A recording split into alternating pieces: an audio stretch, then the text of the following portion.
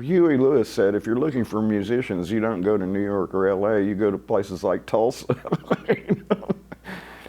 And Larry Bell was like one of the pivotal figures in the Tulsa music scene.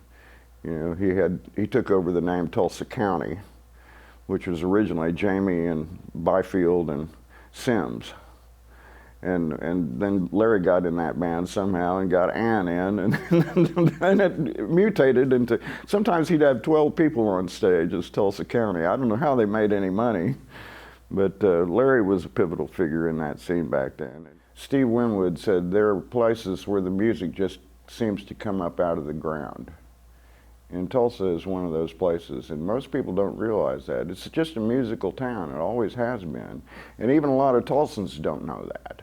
You know, they don't know about the wealth of talent that we've produced here. And it's maybe in the water.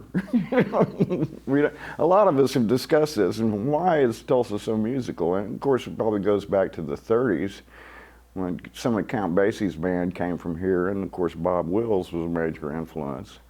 You know, but it always has been a musical town. Well, of course, the godfather of Tulsa drummers would be Chuck Blackwell. And I think I probably heard about Chuck Blackwell before I heard about Leon Russell. You know, because I think he was playing, when he first went out there, he was playing with, I believe, the Everly Brothers.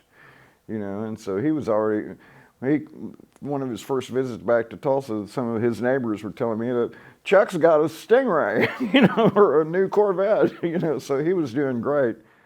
David Teagarden, who most of you know was Bob Seger's drummer for a dozen years, probably. David was, I was always impressed with him, not only because of his musical ability, but because of his attitude. He's just a charming, happy guy. And I think that charm, personal charm, helped pave the way for his success. And Teagarden and Van Winkle. And just the two of them, you know. I used to go see them a lot playing around Tulsa. But other drummers, there's a guy named Robbie Armstrong, who I have mentioned as my favorite drummer. Robbie played with the Mystery Band. He played with Dwight Twilley quite a bit too. Another great Tulsa drummer, the one that I've worked with the most, is John Hoff. And John played for years with the Mighty King Snakes with Steve Pryor. I was in that band for a while. And John also, when he was young, he played with Stevie Ray Vaughan in a band called Blackbird down in Texas. He toured with Freddie King. He played with Bugs Henderson. He played with a band called Nitzinger that was out of Dallas. And who else? Oh, El Rocho. El Rocho was a kind of a Texas-Tulsa conglomerate that they had a deal on Columbia Records. I think we probably heard beforehand that Leon was coming back to Tulsa, that he had plans to. And Larry Bell said that everybody in town had Leonitis, because we were all like queued up to get in here, you know. Everybody wanted to record at the church, and Tim Henry and I were in a band together, and we just stopped by here one night, and the front door was unlocked, and we went in, and Leon's laying on the couch in the control room, and there were a couple other, maybe Tom Russell was there, and somebody else. It could have been Jamie, I don't know, but we chatted Leon up, and I told him who I was, and he remembered my sister was in his class at Rogers. The first time I met Leon, I think it was after the first time I met Leon, Zebek was playing at what was the Jail Saloon, and I had a Baldwin electric piano. And Leon walks in and sits down at the front table, you know. And like I said, I've never been intimidated by celebrity, but this was Leon Russell, you know, the master of space and time, you know. Nobody beat the crap out of a piano like Leon Russell. He is the rock and roll piano player, you know.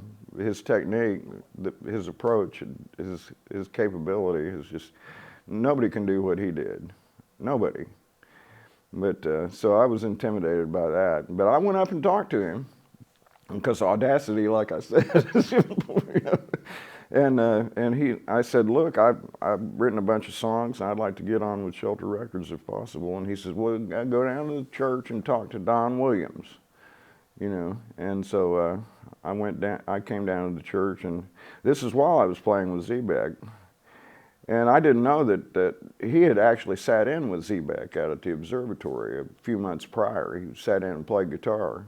And our guitar player was really sharp, M.E. He had studied classical at North Texas State, and he could play all these Johnny Winter and Jimi Hendrix licks, and he was doing that, and Leon swatted his hands and said, "Stop that." He was showing him up on stage.